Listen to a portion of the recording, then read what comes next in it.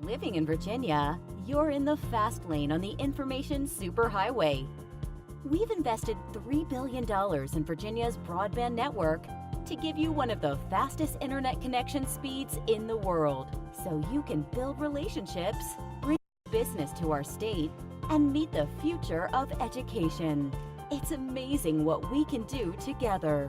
Visit VCTA.com to learn how broadband connects the Commonwealth.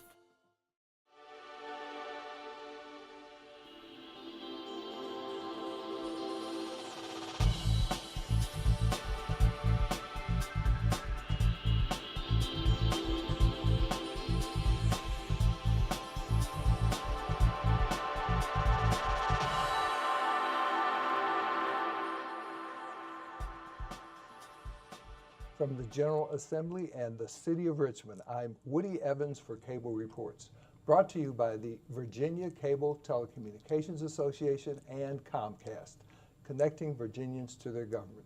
We're pleased and honored to have two members of the House of Delegates with us this morning. Delegate David Toscano, you are the Minority Leader in the House of Delegates. Welcome, sir. Great to be here. And Delegate Steve Landis, I believe you chaired the Education Committee and you're Vice Chair of Appropriations. Good to be with you, Woody. How are things? We're one day after crossover. I think they went pretty well. We actually got out much earlier, I think, on crossover day than many folks anticipated. And as Speaker Cox has said, and I know David, I think, would agree, I think things have gone fairly smoothly. We have a lot of new members, and obviously that brings change, but they've acclimated to the system, very well, and we're getting a lot of things done. And I think working in a bipartisan way. I know the governor and our side of the aisle have been working together on issues of importance, regulatory reform, criminal justice issues, and David has been working with us as well, and I think it's gone pretty well, all things considering. Great. You have 49 new members on the Democratic side. How has that changed things in the House of Delegates? Well, it's really injected a jolt of energy into the House of Delegates and a lot of new ideas. A lot of these folks are trying to learn the system and trying to figure out what their role is in it.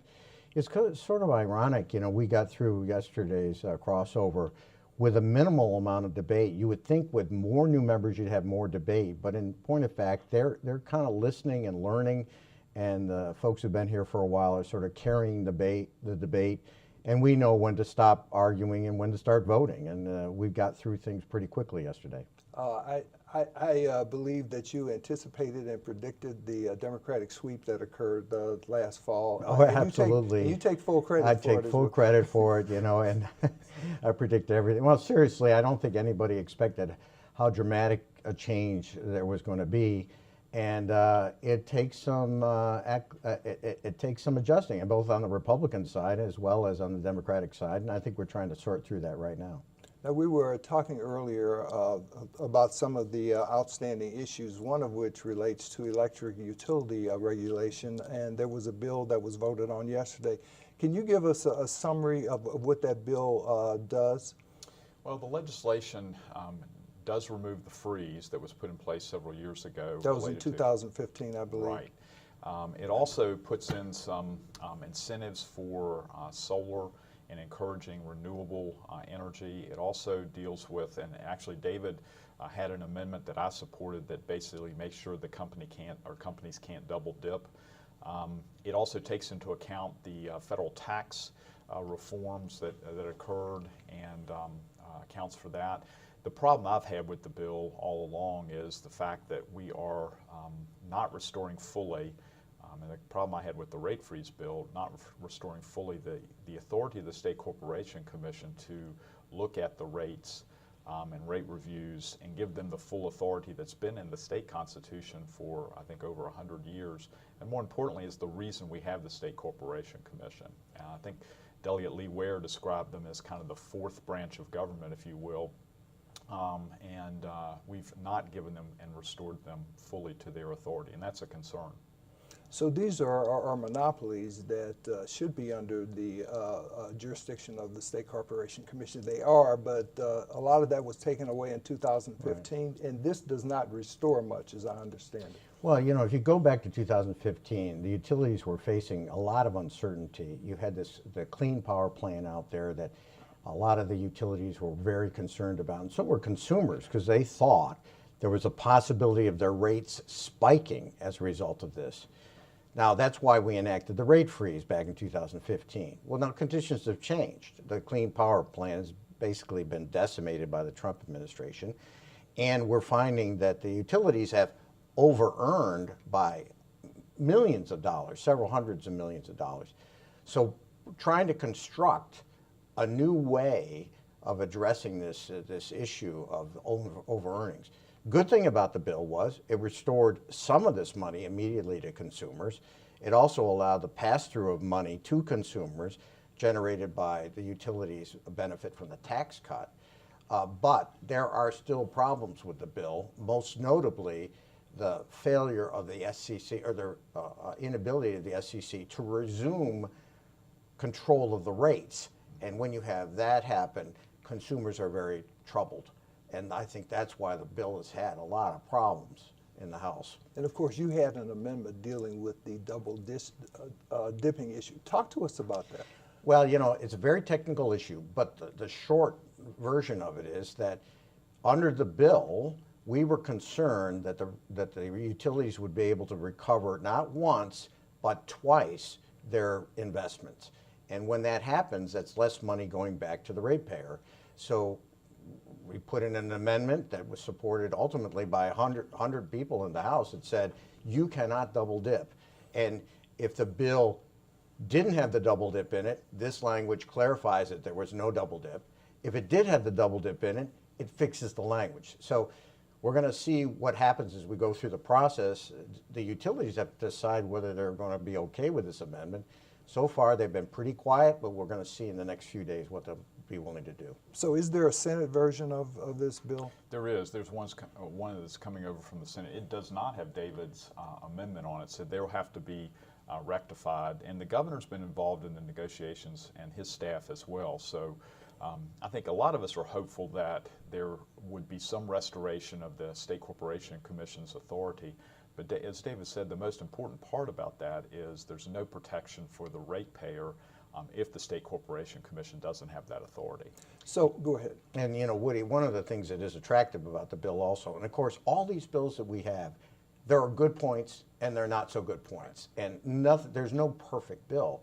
But one of the attractive things about the bill is $1 billion in investments in renewables and weatherization and efficiency. That's a very attractive piece of this bill. So we've got to figure out whether we can, you know, we thread the needle to get the bill in a position where ratepayers are protected, there's some re-regulation through the State Corporation Commission, and we can make these investments in renewables and transforming the grid. If we can get those things, we have got a really good bill that I think a lot of people support. If not, who knows? Now, another bill that has attracted quite a bit of attention in terms of revitalizing Southside and Southwest Virginia is a bill that was sponsored by Delegate Will Moorfield. And apparently that bill did pass the House. Talk to us about the importance of that bill. Well, the importance from the standpoint of Southside and Southwest Virginia in particular, and actually some of the more urbanized inner cities from the standpoint of the state, is providing a tax benefit to corporations moving into localities, and then also for their employees dealing with the income tax break, if you will. It's well intended. There are serious problems in those areas of the state, and trying to grow the economy is important. Some of us, though, did not support the measure on constitutional grounds. We're very concerned about treating certain businesses one way and then existing businesses that are in those localities being treated differently. Also, taxpayers that are in the community not getting the benefit of a break, and then employees that are brought in or that join a company getting a certain break. And so there are constitutional questions. I had raised questions with the Speaker and related to just the fact that it looks like special legislation. When you list counties in a piece of legislation, usually when we do things on a regional basis, it's not special legislation. But in this case, I disagree with the Speaker, but he did rule that it's a regional approach to solving these economic problems. So an idea that's definitely needed, but some perhaps technical constitutional problems with it. Well, you know, you say there are technical problems with the bill, but there are constitutional issues with the bill, which are, you know, really big issues. And I think Steve points out very well that you know, that part of the Commonwealth needs a lot of help. I mean, we're very fortunate. We represent areas where the economy is really booming, and sometimes our constituents lose sight of the fact that some of these folks to the south are really hurting. So we got to figure out a creative way to address their problems, but we have to do it in a constitutional fashion. You know, I voted to advance the bill, but I recognize there are going to be some pretty dramatic changes that have to be made to this bill in order for it to pass constitutional muster. If we can do that, maybe we can give some assistance to those to the south. If not, there may be a challenge to the law that'll throw the whole thing out, and that wouldn't help anybody either. No. So we're going to try to figure out, this is a long process. That bill has to go to the Senate, then it has to go to the governor, and then it probably comes back to us. So stay tuned. In a month or so, we'll probably have a better answer for this. How is regional cooperation developing now in terms of Go Virginia? Well, I think a lot of people are very interested in Go Virginia. As you know, this is a framework by which regional entities, jurisdictions combine into regional entities, and they compete as regions. And we put some money on the table that allows them to go after grants that will help regional development and the sharing of revenue among jurisdictions that are doing regional projects. That's probably the future of how we compete as a Commonwealth. Again, it's very early in the game, so we want to make sure that it's done right. There's got to be some accountability attached to it because it's taxpayer dollars, and we want to make sure that we're getting a return on that investment. But I think there's a lot of support. I think, Steve, you support this Go Virginia initiative as well. So I think there's a lot of support on both sides of the aisle for this, but it's got to be done right. So it's in its infancy still, I take it. The state board, I actually serve on the state board, and the regions just got constituted last year, and so we've had the first round, if you will, of the grants. That the board just met earlier this week and made kind of a second round. And it, as David said, the regional approach is what we think is going to be the future for economic development for the state. The great thing about the Grow Virginia initiative is it is driven by the local business communities and the state business leaders, and the legislators are there to provide that accountability and to make sure from the spending of the state resources and funds that we're getting our biggest bang for the buck. But it is a great initiative, and we're seeing some progress with those plans that the regions are putting forward. Region 8, which is in the Valley, and Region 9, which is in the Piedmont regions that David and I share representation, have great plans, and they're moving forward with them. Appropriations has some interesting issues, as always. Notwithstanding the budget, there were a lot of non-withholding revenues that came into the state as of the end of last year, and I take it no one still yet has a handle on what all that means. That was something that the Tax Reform Act spurred, I take it. Well, what we think happened, Woody, and we're still trying to parse that out, is people decided to go ahead and pay taxes early to take advantage of the fact that they would not have to, basically, get that, hit later on with their tax bills this year. So I think that's what we think occurred, and a lot of accountants tell us that they recommended to their clients, especially those that deal with non-withholding, to take advantage of that, and so we're going to see. The Department of Taxation is looking at the total impact on the tax reform at the federal level, and I think there's some discussion about having a special session later on this year to really decide kind of what we're going to do. The state potentially could get a large windfall, but that would also mean that because we're tied to the federal income tax with the state income tax, that many of our citizens may be paying more in state income taxes. So we're going to have a discussion and talk about that further. But it did provide a windfall, if you will, additional resources. Now that makes the revenues go up, but everybody's in agreement that that's probably a one-time benefit that we've seen, and we're not going to kind of hitch our wagon to that's going to be there for the long term for the rest of this year. So I think both the leadership in the House and Senate and the governor dealing with the budget have said we're not going to look at adjusting our revenues upward at this point until we've got a better handle long term on what's going on. And of course, as Democratic leader in the House, you're looking at that among other issues, including Medicaid. Looks like that there may be an opportunity for a compromise this session. What's your thinking on that?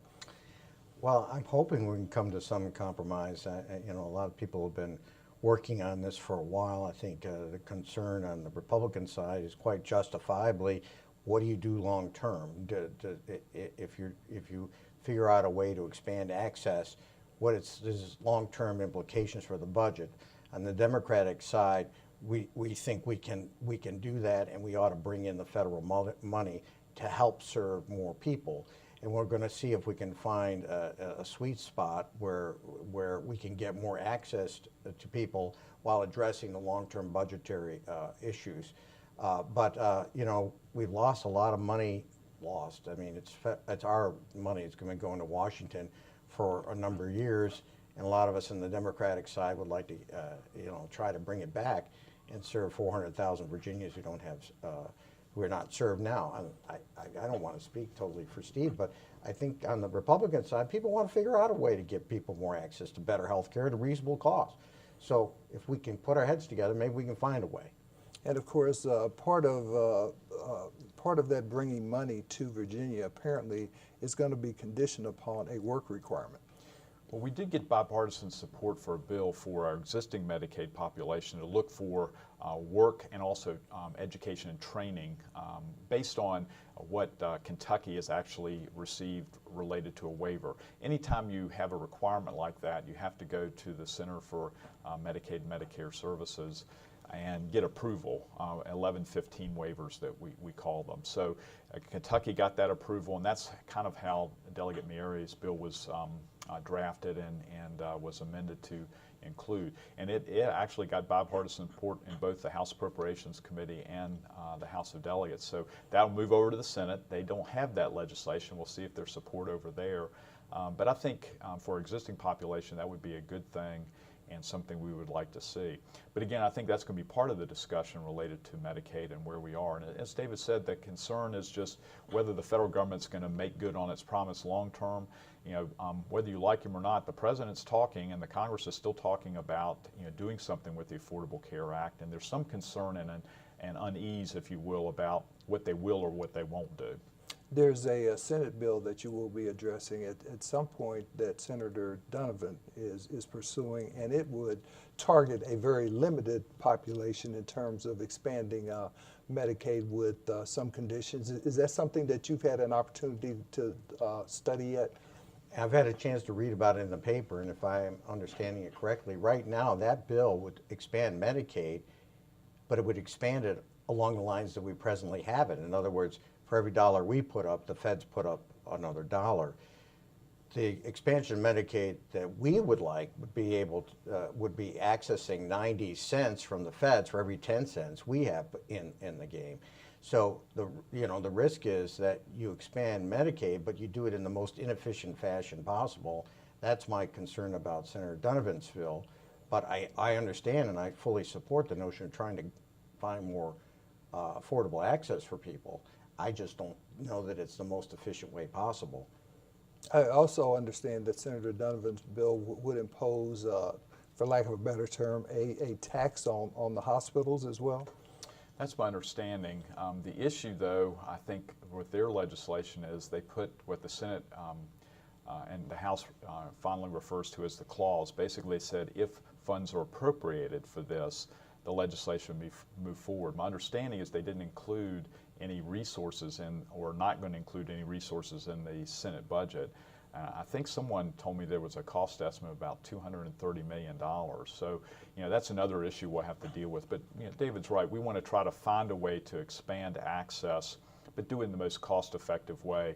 You know, Medicaid is 22% of our budget and continues to grow. We've done a lot of great reforms, but we also need to continually look for ways to kind of rein in that cost and do some things that actually get people to move their health care more towards not accessing it at the level of an emergency room, but go to their doctor on a regular basis. So we've also got to try to help folks kind of change behavior so that they're getting assistance early on. So I think all those reforms and those discussions need to be part of this as well when we're going to move forward. And the good thing is, right now, of all of the 1.3 million people who are on Medicaid, 70% of those people are in what is called managed care. That means they've got somebody managing their care in a way that hopefully improves the efficiency. So rather than going to the emergency room, they go to a primary physician, which would cost a lot less.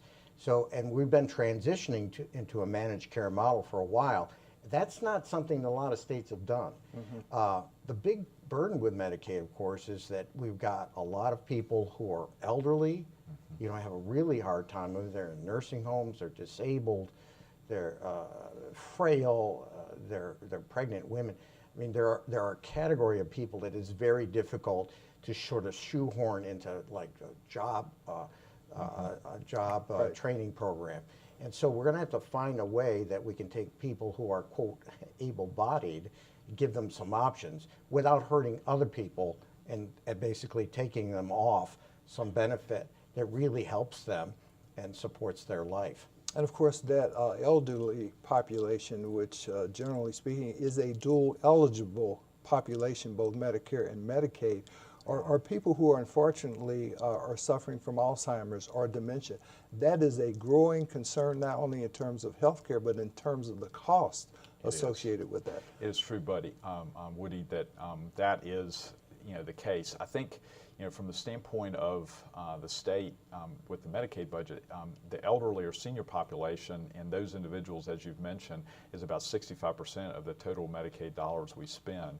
And the fact is, it's just because of those of us baby boomers who are going to live longer, and we're coming through the system now, and we're going to need those services for a longer period of time. And that's true with the Medicaid population, it's true with the general population, and it's just something we're going to face not only in Virginia, but nationwide too. So that's why getting these reforms, talking about the things like David mentioned, managed care, and trying to come up with the most cost-effective and the best way to provide services for individuals, especially with preventive care, that helps folks long-term, and they tend to have better health outcomes so that they're not in skilled nursing as long, they're more in assisted living or independent living or staying at home. And this is a real challenge because it used to be, several decades ago, that people would be cared for by their extended family. And as our society has become more mobile, more atomized, folks are not around their extended family as much. And so they end up being in these facilities, which are much more expensive. And I think sometimes the public doesn't understand that it's not just because more people are on Medicaid and they're seeking these public benefits. It's because of the way the society has changed over time, that more people are more vulnerable because they're not around their families as much. And of course, this is all exacerbated by the opioid crisis as well. Sure, yes. And it's another big issue we're trying to tackle. Very much so. We were talking earlier about a school-related issue. There was a case out of Fairfax County, I believe, 2 years ago that clarified some ambiguity in the law dealing with the hiring and retention of people by school districts who have been convicted of a felony. And I know there was a recent discussion before your education committee about a very narrow bill dealing with that situation. Yeah, Woody, Delegate Todd Gilbert, our majority leader, who David gets to work with on a regular basis, had legislation to narrowly draw where, for those folks, at that date when that court case occurred, they could go back and actually be employed if they had that felony. A lot of times what happened was these individuals got a felony and they made a mistake when they were young. And that obviously stays with your record. So unfortunately, when that court case came out, many school systems interpreted it, and their legal advice provided to them said, you need to get rid of those people.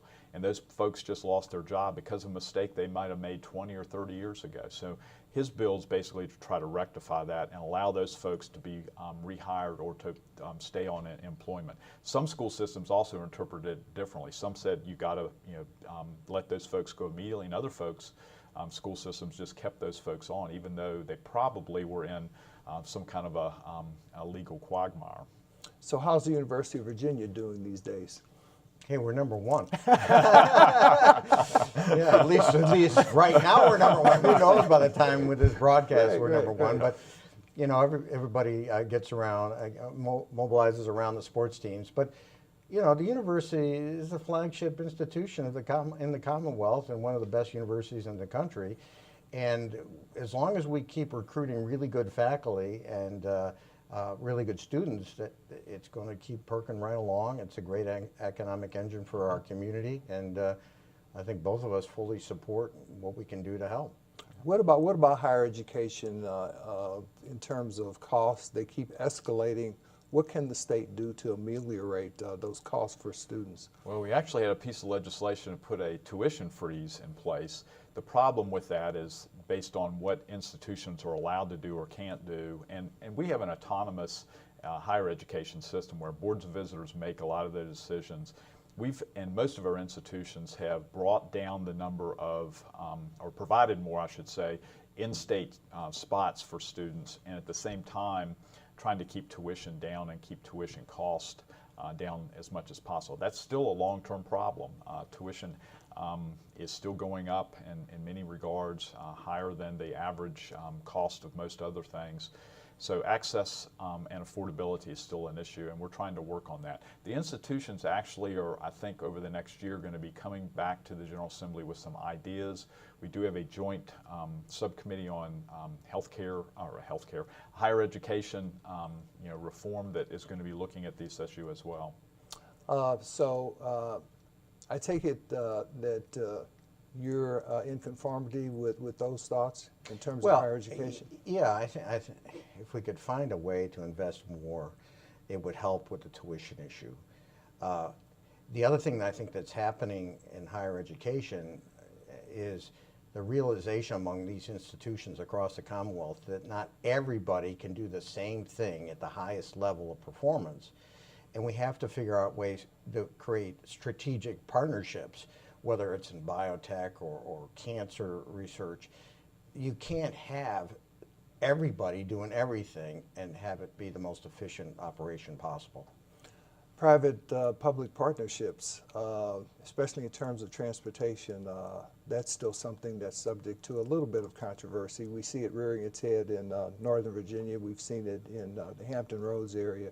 But apparently the criteria that's been used over the past few years to determine where money goes is working well. I think it is, but we need to keep looking at that and hold the transportation issues accountable. Great. Thank you both for being here, Delegate Toscano and Delegate Landis. Good to see you. Thanks, Woody. Thanks for watching Cable Reports, brought to you by the Virginia Cable Telecommunications Association and Comcast. Until next time, I'm Woody Evans.